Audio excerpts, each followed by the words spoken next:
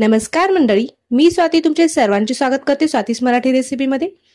आज आपल्याला बनवायची एकदम खमंग चवीची, चमचमीत, झणझणीत आणि मस्त तरी असलेली कटाची आमटी।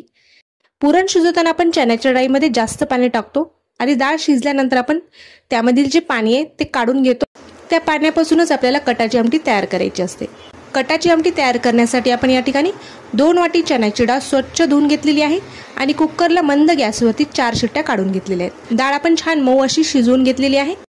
शिजलेली डाळ आपण एका चाळणीवरती काढून घेतलेली आहे। डाळीमधील जे पाणी निघालेले आहे त्या पाण्याचा वापर आपल्याला कटाची आमटी तयार करण्यासाठी करायचा आहे। शिजलेली चण्याची डाळ देखील आपल्याला यामध्ये थोडीशी टाकून घ्यायची आहे, त्यामुळे आपल्या आमटीला छान चव येते आणि आमटीला घट्टपणा देखील छान येतो। कटाची आमटी एकदम छान स्मोकी फ्लेवरमध्ये आणि त्याचबरोबर चमचमीत तयार होण्यासाठी या ठिकाणी आपल्याला एक छान मसाला तयार करून घ्यायचा आहे। तर या ठिकाणी मी एक मोठ्या आकाराचा कांदा उभ्या आकारामध्ये पातळ असा कट करून घेतलेला आहे। त्याचबरोबर 2 चमचे आपण या ठिकाणी किसलेलं खोबरं घेतलेलं आहे। 2 ते 3 अद्रकचे तुकडे घेतलेले आहेत। 2 ते 3 लसणाच्या पाकळ्या घेतलेल्या आहेत आणि आपण थोडीशी कोथिंबीर घेतलेली आहे। हा मसाला आपल्याला लोखंडाच्या तव्यावरती भाजून घ्यायचा आहे। तर या ठिकाणी मी एक लोखंडाचा तवा घेतलेला आहे।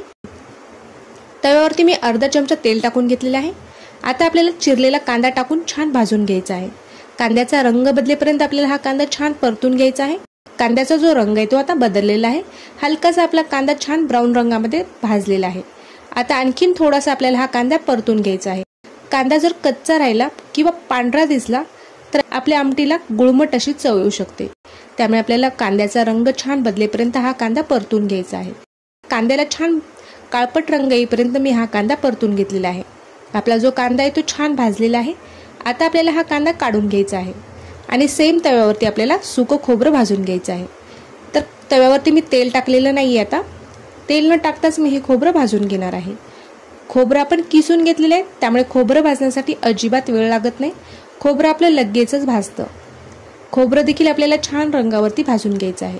आता बघू शकता तुम्ही खोबऱ्याचा देखील रंग बदललेला आहे। आपले जे खोबरं आहे ते देखील डार्क रंगामध्ये आपण भाजून घेतलेलं आहे। आता तव्यावरती मी या ठिकाणी लसणाच्या काही पाकळ्या टाकून घेतलेल्या आहेत आणि अद्रकचे तुकडे टाकून घेतलेले आहेत। सोबतच मी कोथिंबीर देखील टाकून घेतलेली आहे। आता खोबऱ्यासोबत आपल्याला हे देखील परतून घ्यायचं। सर्व मसाला आपण या ठिकाणी छान भाजून घेतलेला आहे। आता आपल्याला हा मसाला एका ताटामध्ये काढून घ्यायचा आहे। हलकासा थंड करून घ्यायचा आहे आणि मिक्सरला आपल्याला हे बारीक असं वाटून घ्यायचं आहे। या ठिकाणी मी मिक्सरचा एक जार घेतलेला आहे आणि भाजलेला सर्व मसाला आपण मिक्सरच्या जारमध्ये टाकलेला आहे। यामध्ये आपल्याला 1 ते 2 चमचे पाणी टाकून हा मसाला बारीक असा वाटून घ्यायचा आहे। आमटीसाठी लागणारं जे वाटण आहे किंवा मसाला आहे तो आपला तयार झालेला आहे। आता आपल्याला या ठिकाणी आमटीला फोडणी देऊन घ्यायची आहे। त्यासाठी गॅसवरती मी कढई ठेवलेली आहे। कढईमध्ये आपण 2 चमचे तेल टाकून घेतलेले आहे। आमटीवरती छान कट आला पाहिजे, त्यासाठी आपण या ठिकाणी तेल थोडंसं जास्त वापरलेलं आहे। तेल छान तापलेलं आहे। यामध्ये मी अर्धा चमचा जिरे टाकून घेतलेले आहेत। जिरे आपले छान फुललेले आहेत। आता यामध्ये आपल्याला तयार केलेला मसाला टाकून घ्यायचा आहे। मिक्सरला आपण जो मसाला बारीक करून घेतलेला आहे तो मसाला आपल्याला यामध्ये टाकून घ्यायचा आहे। आता हा मसाला देखील आपल्याला तेलावरती छान परतून घ्यायचा आहे। तर यामध्ये आपल्याला काही सुके मसाले देखील टाकून घ्यायचे आहे। या ठिकाणी आपण अर्धा चमचा लाल तिखट टाकलेला आहे। आमटी जास्त तिखट नसते। आमटीला जर जास्त तिखट वापरलं तर आमटी पिताना ठसका लागू शकतो, त्यामुळे आपण अर्धा चमचा या ठिकाणी लाल तिखट टाकलेला आहे। 2 चमचे आपण या ठिकाणी काळा मसाला टाकलेला आहे। काळा मसाला चवीला थोडासा कमी तिखट असतो। रंग छान येण्यासाठी आपण या ठिकाणी थोडीशी हळद टाकून घेतलेली आहे। आता आपल्याला हा मसाला छान परतून घ्यायचा आहे। तुमच्या आवडीनुसार यामध्ये तुम्ही कुठलाही साठवणीचा मसाला टाकू शकता। तर मसाला करपू नये म्हणून मी या ठिकाणी यामध्ये थोडंसं पाणी टाकून घेतलेलं आहे। मिक्सरच्या जारमध्ये मी थोडंसं पाणी टाकलेलं आहे आणि ते पाणी आपल्याला यामध्ये टाकून घ्यायचं आहे, म्हणजेच आपला जो मसाला आहे तो खाली करपणार नाही आणि मसाला आपल्याला तेल सुटेपर्यंत छान परतून देखील घेता येईल। त्यासाठी मी या ठिकाणी थोडंसं पाणी टाकून घेतलेलं आहे। आता मसाला आपल्याला छान 2 ते 3 मिनिट परतून घ्यायचा आहे। मसाल्यामधून आता तेल सुटत आहे। एकदम मस्त असा आपला हा मसाला तयार झालेला आहे। आता यामध्ये आपल्याला आमटीचा जो कट आहे तो कट टाकून घ्यायचा आहे। तुम्हाला आमटी कितपत पातळ हवी त्यानुसार तुम्ही यामध्ये पाणी ऍड करू शकता। आमटी थोडीशी पातळच असते। यामध्ये चण्याच्या डाळीचा वापर केलेला आहे।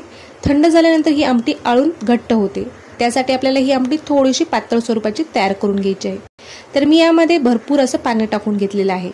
यामध्ये आपल्याला चवीनुसार मीठ टाकून घ्यायचं आहे। मीठ टाकून आपल्याला आमटीला छान मिक्स करून घ्यायचं आहे। आमटीला आपल्याला छान उकळी येऊ द्यायची आहे। मस्त अशी आपली चमचमीत, झणझणीत आणि खमंग अशी आमटी ही तयार होत आहे। यामध्ये आता आपल्याला बारीक चिरलेली कोथिंबीर टाकून घ्यायची आहे। आमटीवरती तेलाची मस्त अशी तरी आलेली आहे आणि एकदम चमचमीत अशी आपली ही आमटी तयार झालेली आहे।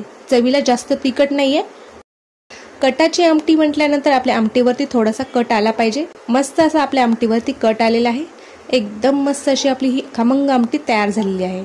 पुरणाच्या पोळीसोबत तुम्ही ही आमटी खाऊ शकता किंवा भातासोबत देखील मस्त लागते। एकदम मऊ लुसलुशीत पुरणाची पोळी कशी तयार करायची तो व्हिडिओ देखील मी तुमच्यासोबत शेअर केलेला आहे।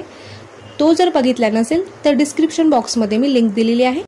तर तुम्हाला आजचा हा व्हिडिओ कसा वाटला ते मला नक्की कमेंट करून कळवा। व्हिडिओ जर आवडला असेल तर व्हिडिओला लाईक करा। अशाच नवनवीन रेसिपी बघण्यासाठी चॅनलला सबस्क्राईब करा। फेसबुक पेज आणि इंस्टाग्राम पेजला फॉलो केले नसेल तर फेसबुक पेज आणि इंस्टाग्राम पेजला देखील फॉलो करा। स्वातीस मराठी रेसिपी या नावाने आपलं फेसबुक पेज आणि इंस्टाग्राम पेज देखील आहे। तर भेटूया तशाच एका छानशा रेसिपीसोबत। तोपर्यंत धन्यवाद।